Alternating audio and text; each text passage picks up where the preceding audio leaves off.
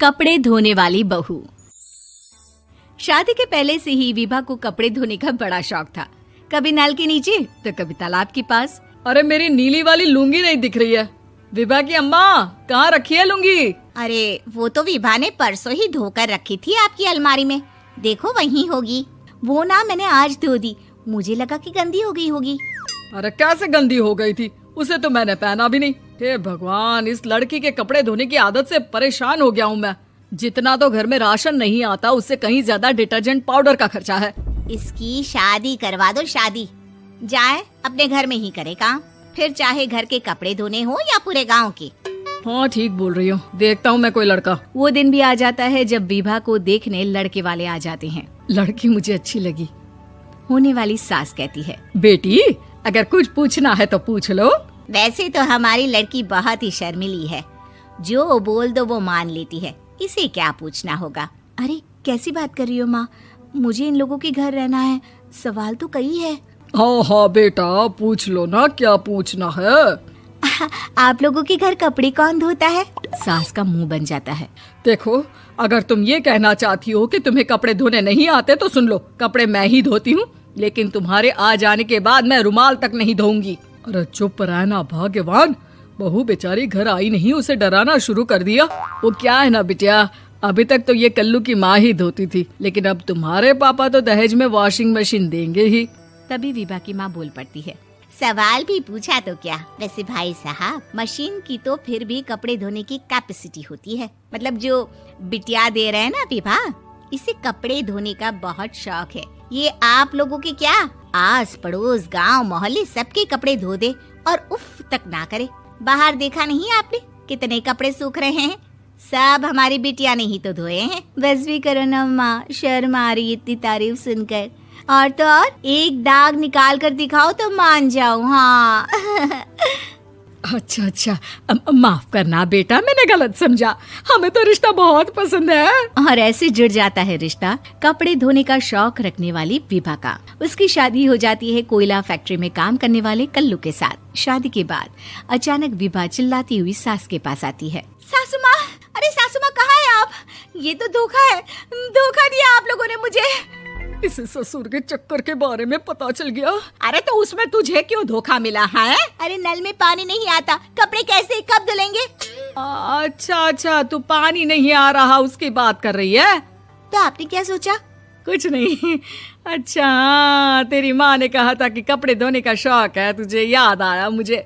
शौक बोलकर कपड़े धोने वाले मेरे जुनून को कम ना आके सासू माँ, कपड़ा धोना मेरा गुरूर है। तभी पति भी वहाँ आ जाता है। अभी मैंने इसे सनी देओल की फिल्म दिखाई है, उसी के डायलॉग मार रही है माँ। अच्छा सुन, साफ बता रही हूँ, पानी सुबह 4 से 6 और शाम को 10 से 12 आता है, समझी? विभा टाइमिंग सुनकर हैरान हो जाती है। ये क्या भूतों का मोहल्ला है? सुबह 4 बजे उठकर कौन कपड़े धोता है? 4 बजे टंकी में पानी जाता है, फिर सारा दिन धोना ना, किसने मना किया?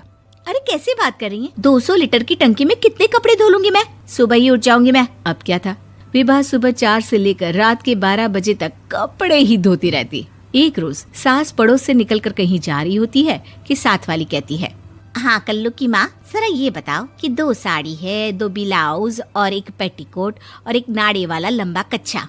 हाँ तो? अरे तो क्या, कितना लोगी धुलाई ये बताओ। धोबन दिख रहे हैं हम क्या?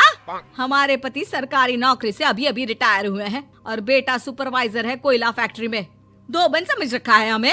हाय रे कल्लू की अम्मा, माफ कर दो, वो तो मोहल्ले में यही सब बता रहे थे कि तुमने बहू को कपड़ा धुलवाने के काम में लगा दिया है। सास को पड़ोसन की बात सुनकर गुस्सा आ जाता है। वो घर पहुंचती है जहां घर के बाहर ही इतने सारे कपड़े सूख रहे होते हैं जितने कि किसी धोबन के घर पर। अरे ओ कल्लू की दुल्हन, बाहर निकल। माँ जी यहीं आ जाओ, बाथरूम में चादर धो रहे हैं हम। अरे अभी हम धोते हैं, तुमको बाहर निकलो। ये आस पड़ोस वाले बोल रहे हैं कि हम बहू से कपड़े धुलवा कर उसे कपड़ा धोने वाली बना दिए हैं। अरे छोड़ो ना माँ जी, किन लोगों की बातों में आती हो? आस पास के लोगों का तो काम ही होता है कि वो किसी तरह सास बहू को लड़ा दे। बहू सारे घर के कपड़े धोती है, ये क्या कम है? बोलिए। सास को भी लग जाता है कि वो बहू का ये सनकीपन नहीं छुड़वा सकती, इससे अच्छा है कि खुद ही चुप हो जाए।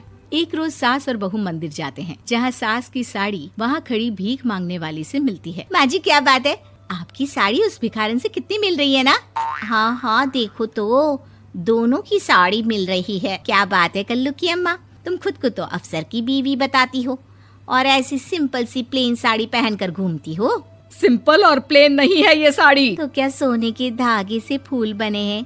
कुछ भी सासू माँ, कुछ भी। हाँ बने थे इस साड़ी में सोने के धागे से फूल। मेरे पति लेकर आए थे मद्रास से स्पेशली मेरे लिए 10,000 की। ताहे भाई साहब इस भिखारन के लिए भी सेम टू सेम साड़ी लेकर आए होंगे 10,000 की। सास उस वक्त तो कुछ नहीं कहती, लेकिन बहू के साथ घर आती है और अलमारी से एल्बम निकाल कर लाती है। ये साड़ी देख रही है, ये वही साड़ी है जिसे मैंने अभी पहना था। इस साड़ी में ये जो चमकदार फूल दिख रहे हैं ना, ये सोने के धागों से काढ़े गए हैं। लेकिन तू लोकल वॉशिंग मशीन ब्रश से घिस घिस कर सारे फूलों को निकाल कर साड़ी प्लेन कर दी। मुझे माफ कर दीजिए सासू माँ। और तो और, जब मैंने तुझे तेरी गलती के लिए कुछ नहीं कहा, लेकिन तूने तो सबके सामने मेरा मजाक ही बना दिया। क्यों? बहू को समझ में आ जाता है कि अब से उसका कपड़े धोना बंद।